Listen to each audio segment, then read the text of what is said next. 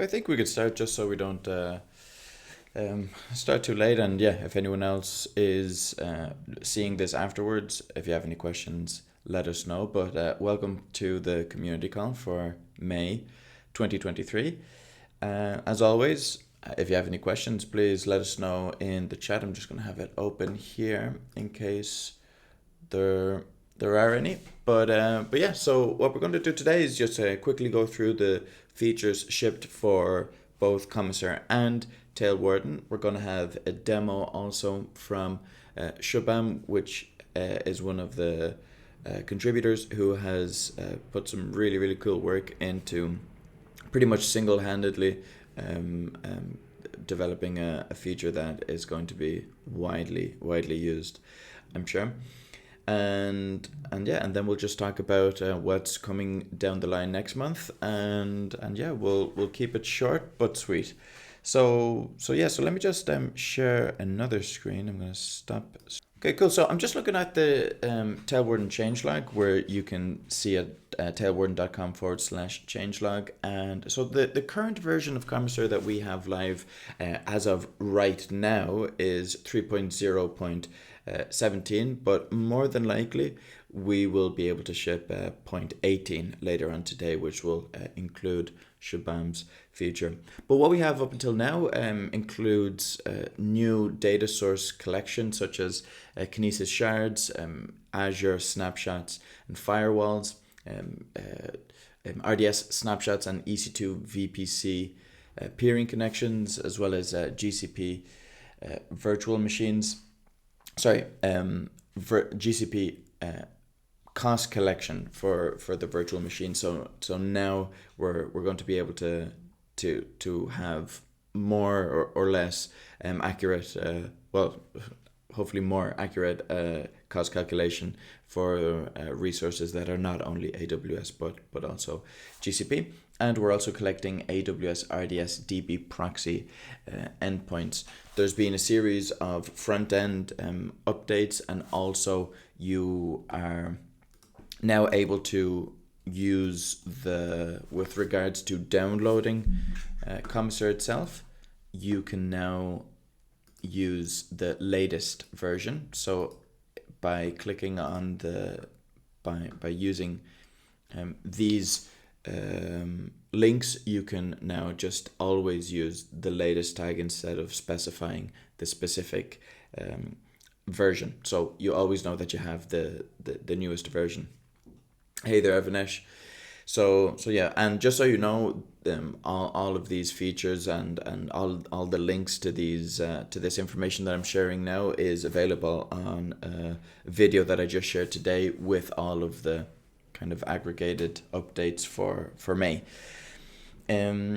So yeah, so the contributors that have made this possible in May have been Kola Oju, Pumpkin Seed, Siddhartha K, the Hamper Cat, and Naysayer. So thanks a million to the contributors for the work done there, but also thanks a million to the contributors that may not have shipped anything in particular in May, but who have been working in the kind of like newly created feature working groups, and because they've been working really well. Shubham is going to be showing us the fruits of the labors of one of those feature groups. So thanks a million to you, Avanesh, to Shubham, and also to Kola Oju for making that happen. I'm in a later point, I'm going to pass it over to Mohammed, but just before we do that, I just wanted to quickly touch on some updates for Tailwarden. So if we go over here in the changelog, we can see that now Tailwarden version 2.0.7 is live, and as you can see, there's a few different features here. We've added a bunch of different cloud providers and cloud sources, but one of the main features is this streamlined onboarding workflow that's now available. And this workflow is going to allow, we have seen some users in the past connect or at least create a Tailwarden account, but maybe having some initial issues connecting their very first cloud provider. And as whoever is here and whoever's watching this probably knows, unless you get some data in Tailwarden or in Komiser, it's not very useful, right? So now this new onboarding workflow is going to make it easy that even if you don't manage to connect your cloud provider at first, you'll have some demo or some default data which will help with that. So let's just see what it looks like. I'm gonna go over here, and I have a default or kind of like a demo account here that I'm just going to use. Let me know if you can see it here. I'm just going to click this again. Sorry, just 1 second. I'm going to pop this out because it keeps... Okay, perfect. Yeah, so I'm just going to pass in my password here. And now I'm going to see the first stage of this new onboarding workflow, in which I've already kind of pre-populated some areas here, but you can add your workspace logo, add your workspace name. So let's just change this to demo. You're going to be asked for your yeah, it was the only picture I could find that was acceptable for my demo workspace logo. So I hope you like the picture. And here we're going to add the team size, and we can also it's optional to add what kind of company we are in. I'm going to continue. There's 4 different sections here. In order to help us to customize the workspace, we ask you for the reason for using Tailwarden. This can also help in the future with prioritizing certain features. But let's see, it's I'm more interested in monitoring costs, so I'm gonna add understanding invoices. And here we have a few different providers that we recommend for you to start off with, and with each one we have the different we have kind of like a helpful widgets to help understand what's required. But say for example we don't have this, we don't want to do it because we're going to have to go and maybe generate those credentials. We don't necessarily want to do that now, so let's just skip for now and import demo data. So this is what we're going to be able to do to be able to see the value of Tailwarden before even connecting our first account. So I'm also going to skip this for now. I'm not going to invite any team members. So yeah, now I'm going to be able to go over to explore Tailwarden. Up until previous versions, I wouldn't have seen anything here, right? Because there wasn't any cloud provider connected. But here now, at least, we have this demo data, and that way potential users can go through, can explore the potential use and the potential kind of value that they can get in Tailwarden. So this is what we wanted to do. Hopefully we'll be able to kind of make it easier, show the value proposition of Tailwarden sooner to potential users. And of course, this isn't something that's only going to be shipped on the Tailwarden side. Mohammed will tell us in a sec, but we are also going to bring this onboarding feature, this onboarding workflow onto Komiser also. Okay, so I'm going to leave it here for the Tailwarden demo. And if it's cool with you, speaking of demos, I can now pass the baton over to Shabam. And if it's cool with you, could you show us what you've been working on with regards to the custom webhook? Yep, definitely looking forward. Yeah, we can see it. Perfect. So, hi everyone, thank you for tuning in. And before diving into the solution, I'll talk about the problem real quick. So, till now in Komiser, you could only add alerts using Slack, that is Slack webhooks. Now, in the last contributors hours, we had an extensive discussion and a couple of ideas that the team also had. And in that, one of the ideas was to add custom webhooks. And that's where when Mohammed briefly described why do we need this and how extensively this can be used. So I took this up as a challenge because it's also involved working with front end, which I haven't done very extensively. So this was a new challenge for me and I learned a lot. So now I'll quickly jump to what my solution looks like. So what I'll start with is I do not have a Komiser or DB right now, so this is a very clean slate. And even if I config.toml, I do not have a Slack integration yet. So this is for a very new user that they do not have any Slack integrations or any alert setup. I'll quickly start the backend now, and I'll also the front end parallelly.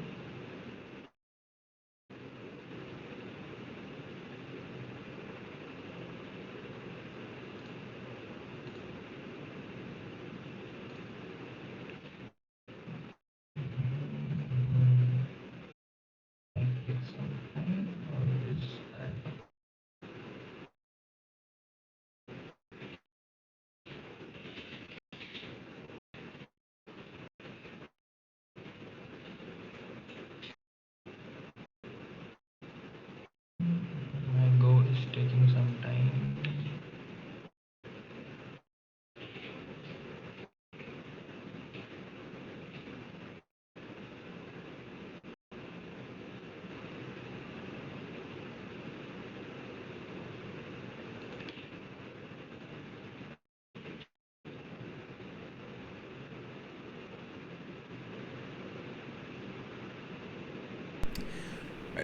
What are you running Arch Linux?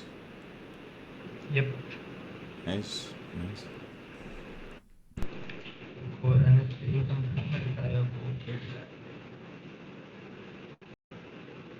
that. Usually my CPU goes high when I stream, so this is something that I did not expect. It's fun. It's part of the demo.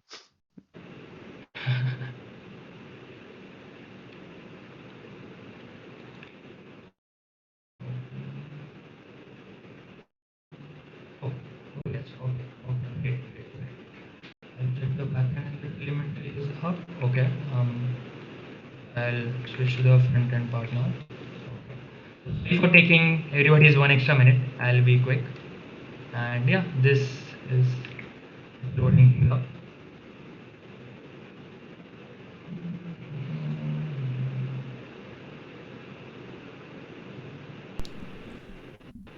As it's loading up there, what was your, because you pretty much started off from scratch with this. I mean, Mohammed shared the PRD, but what was the process for you like, kind of going through what the requirements were going to be and then working on each kind of stage of the feature? What was that process like?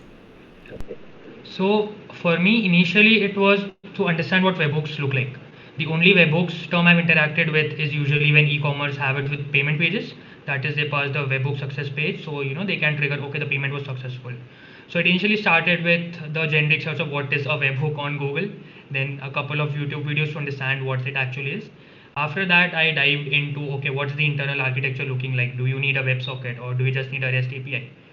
So after that, once I had a rough idea, then I created a small POC from my end, like a simple webhook that somebody can, because in very layman terms, webhook is basically just triggering a third-party API. That's it. So that's how I slowly developed, and then I looked into the designs which Ali made that were really helpful. That gave me a very good idea of how to move forward. So yeah, I have things loaded up. I'll create a new view. So these are a couple of views, and you can set multiple views in Komiser. I'll create a new view by applying a filter. Yeah, if you head up to all resources there, you can apply the filter. Alert. Let's say do it by cost greater than 0 and save as view. I'll call it pitch. So now I have this view. Now comes to the alerts part. So you can set alerts in two ways. You can either go up through here, or you directly have this alerts notification ping here. You can click here. Now we have this small onboarding that, hey, you do not have any alert setup. Let's set up one right now. Click on this and you get two options, Slack and Webhook. So Slack, as you can see, is currently disabled. I click, nothing happens. That's because I do not have the Slack config set up. So to enable this Slack config, you need to create a Slack webhook, which for that we also have already documented guide, thanks to the maintainers already. That you can do once, yeah, like this, right? You can exactly create one. So what I'll do right now, I'll first create this, and we'll first understand the Slack webhook. Go to my config.toml. I'll get back my Slack webhook. You can add it like this, a Slack marker, and below that the webhook. Please do not misuse this. I will be closing the Slack webhook after this demo. So please don't spam my Slack workspace. It's a test workspace in itself, so it doesn't matter. I'll launch it again. I did not have to do a go build again, but it's fine. I am used to up tabs. So that is done. Now going back to my inventory, I will do a quick refresh on the front end part.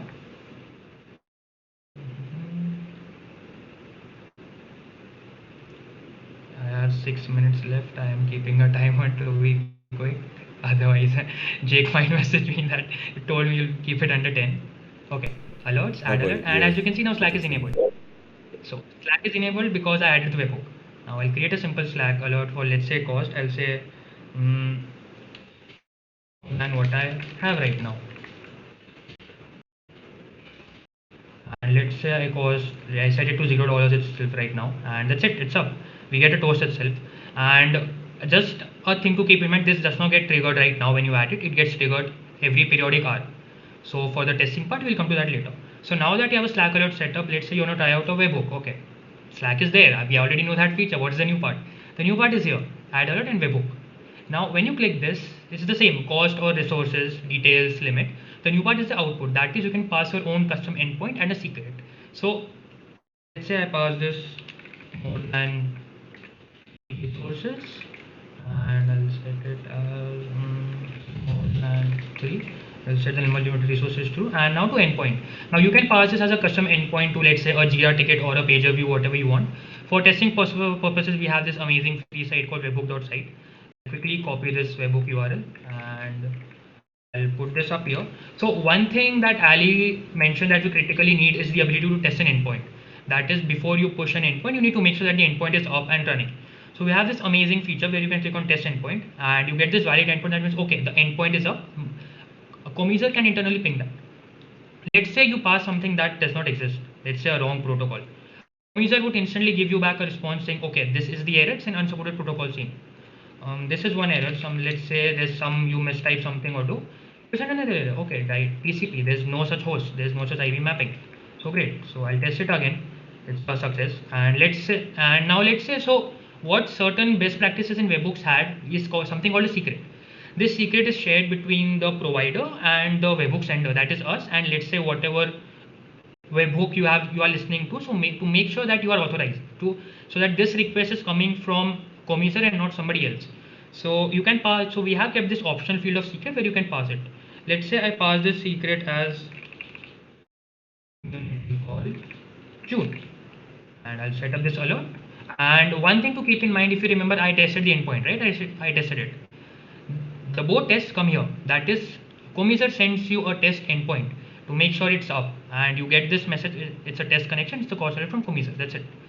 So this makes sure that okay, both the things are up, both the alerts are there.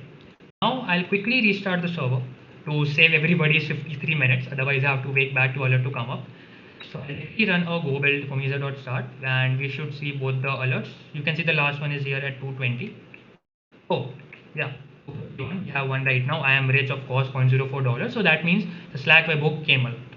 Success. And similarly, same for the webhook alert. I am rich, users alert, resources 5. And the important part is the authorization, our secret, community called June. So this kind of verifies my work. If somebody has doubts, please reach out to me for any help, for more future requests. This is pretty much it. We also added another very small feature. The editing part is still there as it used to be. It's different for both Slack and Webhook. We added a confirmation for delete alert, whereas you get this another confirmation screen that okay, are you sure you want to delete this alert name and the alert type, that is a Webhook alert. And apart from that, the post request that we send the body, so that you can pass it accordingly on your client side. We will be soon documenting this on our pages, so you can take a look. You can take a look beforehand of what the post body format looks like. So yeah, that is pretty much it. I covered it up on time, I guess. Before I end, I would like to thank special mentions to Mohammed for reviewing my entire PR documentation, my suggestions, and putting on the right track, and me not jumping to the entire WebSocket space. And also great mentions to Ali for the amazing and so well documented designs that I hardly had to ping her of what's the state after this. So yeah, thank you again at the end, Komiser, for making it such an open and welcoming community to learn and help them. Incredible work. Really really good. Of course, you had help from Ali and from Mohammed, but that was all you. So congrats. So thanks a million for that. Um, so um, for more work like that, and from more updates in the future around new features coming about, join us for the contributor office hours. They're going to happen every second Tuesday. Even though this month in June it's going to be on the second Wednesday, since I'm not going to be here on the Tuesday. So this month is going to be on the 14th, and where we'll be able to talk about the work that's being currently done, the work that's planned. That's also where we'll share the wireframes that the design team is working on. And yeah, so thanks a million, Shabam. That was really really good. Mohammed, if you want, I'll pass it over to you if you want to tell us a little bit about what's coming down the line. For sure. Thanks a lot, Jake. And also thanks a lot, Shubham. Like, it's really amazing demo and incredible work. So thanks a lot for the demo and also for the feature. And I'm looking forward to see what other members of the community will be able to deliver. Especially like this one is quite special because it was like implemented from scratch, and it was like the first feature that like was taken from Figma. So a lot of work has been done by Shubham. So thanks a lot for that work and also collaboration. It was really smooth. In terms of what's coming next, especially this month. So first, let's start with Komiser. So we are going to ship the custom webhook integration, which was showcased before by Shubham. We are also going to kick off the onboarding wizard also for Komiser. So this is something that we want to do to improve the overall experience on Komiser. As you know, today, if you want to connect your infrastructure to Komiser, you need to do it through a configuration file. The thing with the configuration file, it's not like very intuitive, and as a result, a lot of people have been struggling with connecting their infrastructure to Komiser because they were lacking permissions or didn't know how to connect the infrastructure properly. As a result, that created some kind of friction, and for that we want to build some kind of UI natively in the Komiser dashboard that will allow users to manage their cloud account, similarly to the onboarding workflow that Jake has showcased in earlier during the demo for Tailwarden. We want to do the same as well for Komiser. So Ali has been working on the wireframes and they are almost ready. So we are going to showcase them on the upcoming office hours. So if you want to have a look on this feature or even work on it, feel free to join us on the upcoming days for our second office hours, where we will be talking more in depth about this particular feature. In terms of Tailwarden, what's coming next is we are going to improve the AWS integration, since currently as a user you need to provide your AWS credentials, which is not the recommended way when it comes to asking users to connect their infrastructure. And for that, we want to move toward a cross account IAM strategy, which is basically create an IAM role on the customer AWS account and then use that role to fetch the data. So this is something we are going to ship in the upcoming days. Plus, we are also going to improve the cost insights for AWS so that users of Tailwarden can also get the cost at the research level and start uncovering cost insights when it comes to the infrastructure. So that's mainly the upcoming features that you can expect from us in the upcoming weeks. Perfect. Thanks a million. So just to quickly finish up, I wanted to just share with you the events that we've had this month in May. I'm just going to go over here and share this screen here. So I'm just looking at the YouTube channel where we obviously record and upload the videos. Just to share like the little things that I also learned, since I'm pretty new to YouTube and pretty new to content creation. From the AMA onwards, these videos now are timestamped, because sometimes, especially with the longer videos, it's hard to know exactly what is happening. So in videos like the contributor office hours and the larger event videos, I will timestamp them so you can just go quickly to whatever question is being asked that you're interested in. So yeah, so speaking of that, speaking of events, in June we had the third Wardens Assembly with Maria Ashby, where we talked about chat apps for Kubernetes, specifically around the BotCube project. Yesterday we had a really cool AMA with Victor Farsik. He was very generous to share some time with us, over an hour. So really thankful for that. With regards to the events that we have coming down the line, we have the next virtual workshop, which will take place. Let me just get the specific date.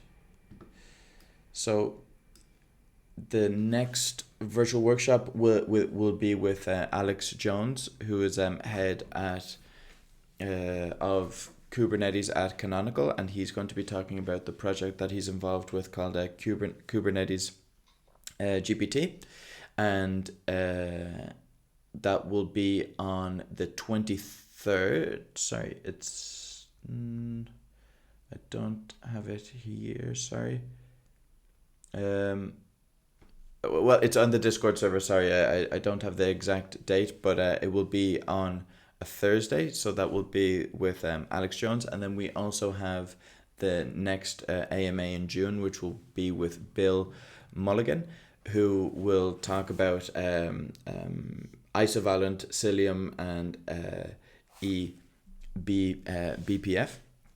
So yeah, sorry, the 23rd. So really really cool events coming down the line. And of course, as I mentioned before, we also have the contributor office hours, which will take place on the 14th. So so I don't think we missed anything with regards to the events coming up. It's been a really good month. Thanks a million to everybody involved. Hopefully we'll be able to get 3.0.18 shipped later on today. We'll share that if it does happen. Thanks a million to everyone involved. Have a good rest of the day, and have a good June. See you at the end of the month. All right, bye-bye.